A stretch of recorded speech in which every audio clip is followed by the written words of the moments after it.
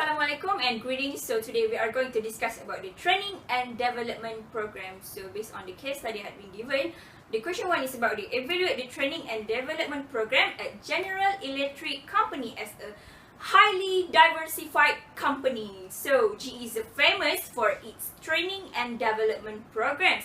As mentioned in the case studies, GE is one of the first companies to establish a management development center to train and develop its employees. With 4 businesses and operations in 160 countries, GE employees are changing the world, introducing medical breakthrough, helping emerging nations become better places to live and work, solving the world's environmental challenges, and creating rewarding, more satisfying life for themselves. GE is said to be invested around 1 billion on in-house training and development every year. GE has been involved in learning and development for more than 60 years.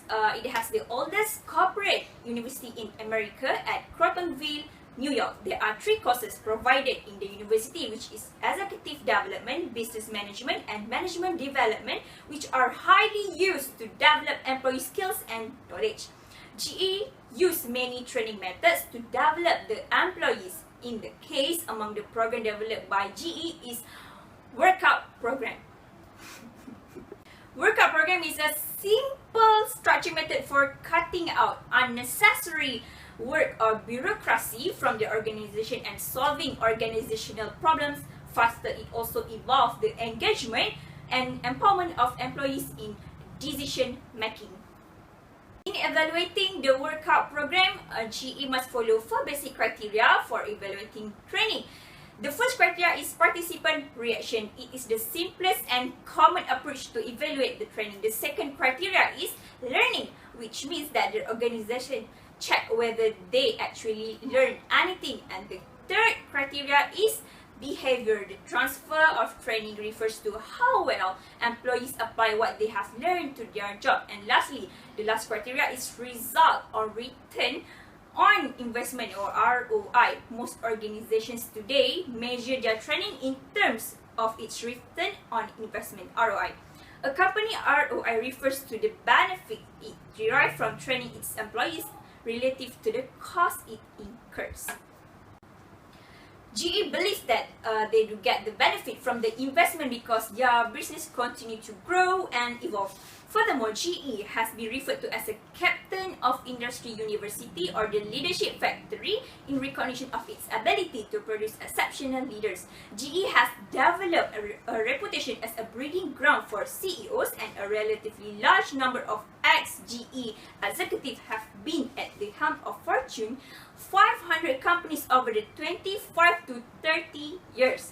Overall, the training and development program at GE, which is a workout program, is a successful program and should be continued since it has become a benchmark for other companies to follow, and also due to the reason that it helps in branding the image of GE as one of the most successful companies to develop exceptional leaders. Based on question 2 given, identify methods used at GE in their training and development program. So what are the merits and demerits for these methods? Workout program was developed during the Jack Welch era. It is a hybrid problem confrontation or change acceleration process that calls a timeout from typical bureaucratic practices and behaviors and changes it into continual focus, efficient decision making, and accelerated implementation. The General Electric Company Workout Change Acceleration process provides a broad framework to overcome barriers of rank, function, geography, bureaucracy, and culture to foster what GE originally called boundary-less behavior. Through aligning people across organizational boundaries effectively and efficiently, not only the workout program lowers resistance to change, but it also activates commitment and support for business improvement activity, which has a higher priority. Workout change acceleration process can create the kind of drive and efficient implementation that improve business results in executed properly.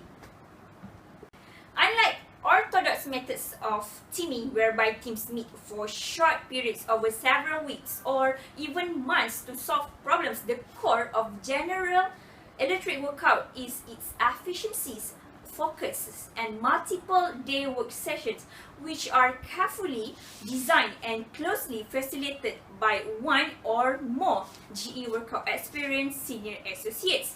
In those high performance work sessions, not only the teams that comprise of internal experts who are closest to the challenges will analyze the critical issues in business and development, but the appropriate representative of customers, suppliers, or other business partners will also analyze the critical business issues and develop recommendation with regards of the consensus between all the groups involved to improve the company. Before the adjourning of the workout session, the relevant executive decision makers must enter the forum and clearly provide judgment on all the recommendations of the particular teams involved, whether publicly or on the spot. This kind of accelerated decision making, along with unambiguous public leadership endorsement, serve as a solid foundation for workout teams as they launch into workout's accelerated implementation phase. During implementation, teams will review with the decision of the executive. This is done to check progress at 30, 60, and 90 days, by which time most, if not all, of their work must be completed. Such short cycle implementation timetable creates focus and a sense of urgency, speeding up the achievement of the team's targets and improvements. The workout program is conducted individually or as a strategically arranged. The complementary series of initiatives of the workout program can be powerful force gaining fast results and for helping any company, regardless of size, act and feel like a smaller, nimbler and stronger enterprise. Where there are lights, there are darkness. So does the workout method. One of the drawbacks in implementing the workout program is that it is special effort by the members. This means the members will need to sacrifice their time with their families when problems occur when work comes. This is because they implement a short cycle timetable.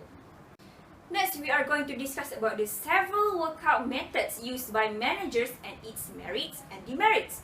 These methods should be in a suitable form by which the audience and the content, the business environment and the learning objective. These methods are chosen in such a way so that the employee will be motivated to learn, help to prepare themselves for learning, and able the trainee to apply and practice what they have been taught, help trainees retain and transfer what they have learned and integrate performance with other skill and knowledge. This workout program has been used by managers to teach an employee a new job or a task in their organization. The training methods include on the job training, job rotation, and job mentoring. Each method has merits and demerits. Firstly is on the job training, which allows employees to learn by actually performing a specific job or task. The employee will perform the job and learn as he goes. On the job training can be structured by using hands-on application supported by classroom type instruction. It can also be unstructured using only hands-on application. The merits or advantages of this method are immediate feedback on performance, swift remediation if task is not performed to standard. Meanwhile, the disadvantages or demerits of this method are it can slow down the production for the trainee and disrupt the workflow. Secondly is job rotation. Job rotation teaches current employees how to do various jobs over time. The employee will rotate around the different jobs within the organization, performing various different tasks unrelated to his original job. The advantages of this method are reduced employee boredom, increases skills, and open new opportunities to employees. The disadvantages of this method are Employee may not be satisfied with the new rotation and can disrupt the workflow as employee learn new tasks or job. Lastly is job mentoring. Job mentoring involves providing an employee with an experienced coach to oversee his or her learning experience. The mentor or coach provides advice and instruction, but it is not performing the job with the employees as in on-the-job training. The trainee employee learns the job firsthand and may consult the mentor or coach at any time for assistance. The merits or advantages of this method are one-on-one training is personalized and mentor is available to offer advice. Meanwhile, for the demerits, our mentor may feel that the mentee is not processing quickly and mentee may find a new mentor if there are frustration happens between mentor and mentee. Moreover, there are some categories for methods of training evaluation. There are different methods of training evaluation can be classified. These are the 4 categories on the basis of what is being evaluated, which are evaluation of training program content and delivery quality, evaluation on the extent of learning and acquisition of skills, evaluation of the extent of desirable change in behavior of the persons trained, evaluation of the impact of training and organizational performance. The simplest method is the evaluation of training program and content. However, it's also the least significant in terms of measuring effectiveness of training. This aspect of training can be measured in terms of both quantity and quality of training programs. For the aspect quantity, it involves measurement in terms of quantitative measurements such as number of people trained and number of training programs conducted and number of participant training days. Meanwhile, for the quality measurement, it generally consists of handing over a questionnaires to the participants of training programs at the end of each program and obtaining their assessment of various aspects to training program quality. This method suffers from the defect that participants are really not in a position to judge quality of training program in subjects that they do not know fully. Also, it has been observed that generally participants are in good mood when the training programs are drawing to close and tend to rate them higher.